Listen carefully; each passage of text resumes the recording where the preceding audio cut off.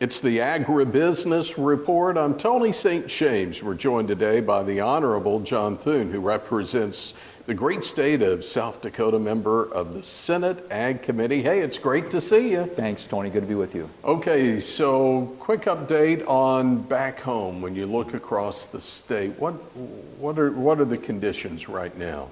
We had a lot of drought this year, so there were a lot of areas of our state where we just didn't have yields, which is unfortunate because we've got prices finally. And then we had some areas in our state that had good yields. So depending on where you were, it was real varied in South Dakota this year, very spotty. But as is always the case, so much of production agriculture depends upon the weather. We have a lot better seed types these days, and drought-resistant type seeds, hybrid seeds that have been very effective in at least boosting our yields a little bit even in dry years. But this year was extraordinarily dry in a lot of South Dakota, so it's been tough. We think of, and when we talk about South Dakota, we often talk about ag, but you've got a lot of other industry in South Dakota as well, right? We are. We're more diversified than we used to be, but agriculture is still our #1 industry. And so we pay a lot of attention to it. And anytime we get into a farm bill year like this year, there have been a lot of things through the years that have really improved for agriculture. And I think, having a good, strong safety net, particularly the crop insurance program, is vital. It's the cornerstone really now of all our farm policy. But our producers work really hard. They are, very efficient at what they do. And we just want to make sure that we have at least the good policy framework, right incentives in place to make sure that they can continue to feed not only our country but the world. Do you have the opportunity to sit down with producers and really pick their brains and find out what's working, what's not working to bring back? Yeah, we do. I spend a lot of time, particularly during the summer months of the year when all the farm shows are going on, fairs, just talking individually with producers. So I get a lot of one-on-one input. But we also consult with all the commodity groups, conservation groups, livestock groups, nutrition groups.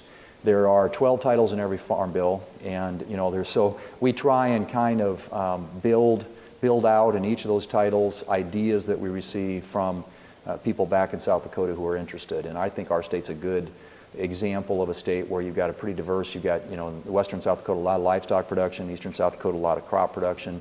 Obviously, significant investment in biofuels, and and conservation, which is a huge issue. I mean, pheasant hunting is a huge industry in South Dakota, and so the CRP program, among other conservation policies, is really critical too. So it's really important to our state. It's something through the years I've spent a lot of time on, both as a member of the House of Representatives, now in the Senate on the Senate Ag Committee, and we're gearing up now for another farm bill. You had your first hearing, rural development hearing, earlier this week, and if I recall, you had the opportunity to introduce somebody as well. So how important are these hearings, and were you able to pull something from it? Right. We had a gentleman in South Dakota who runs as the CEO of a company called Golden West Telecommunications, and so the rural development title of the bill deals with a lot of issues like high-speed internet build-out and making that available in rural areas of the country. And so as we look at those and examine those programs and the impact they have on agriculture, high-speed internet services obviously enables a lot of things like precision agriculture. And so much of the farm equipment today comes equipped with these tools that just make farming so much more efficient. And technology's really changed the game. But you've got to have the networks to support it. And so people like Denny Law, who testified at the hearing, is right in the middle of that and making significant investments and enabling a lot of the technology to be utilized in a way that increases the success of agriculture in South Dakota. So that title of the Farm Bill is one that people don't always think about that. But we want to make sure that the resources that get allocated there are used wisely and well. And sometimes there are so many different buckets of funds throughout the federal government that are overlapping that you can overbuild and you can become inefficient. And so oversight is important, and that's kind of what that hearing was about.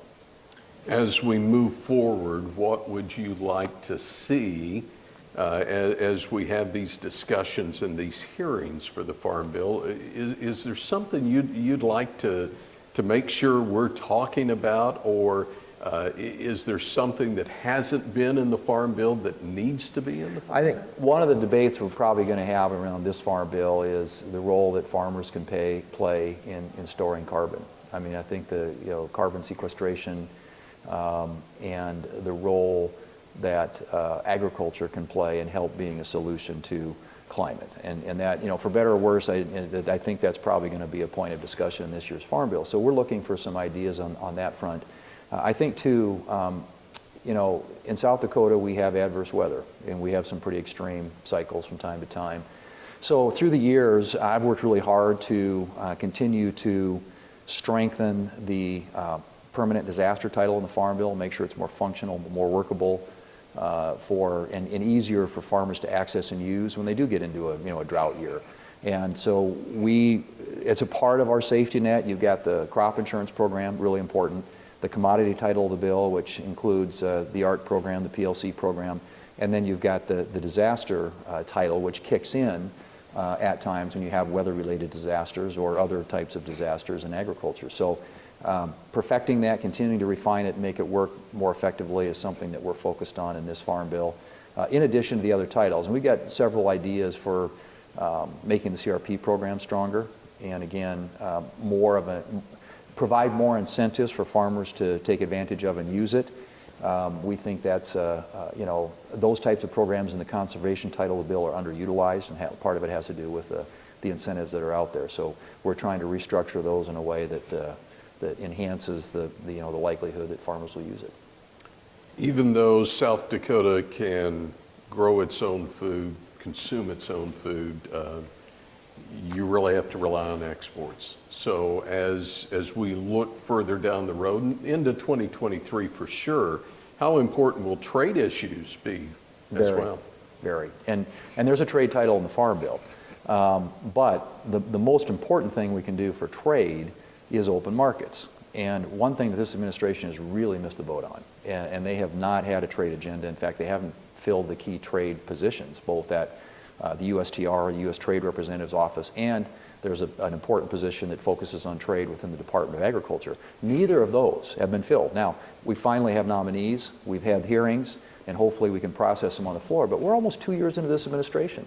So there's no focus on trade. They haven't requested trade promotion authority, which is what enables them to negotiate free trade agreements. We have huge opportunities in Asia, and we're worried about China for a lot of reasons, including national security. And if you want to figure out a way to isolate China, start doing business with all those people in that region. And right now they're being drawn into China's orbit because the U.S. isn't present. So this administration has, and there are a lot of us up here on my side of the aisle, Republicans, who would be willing to work with this administration on a trade agenda.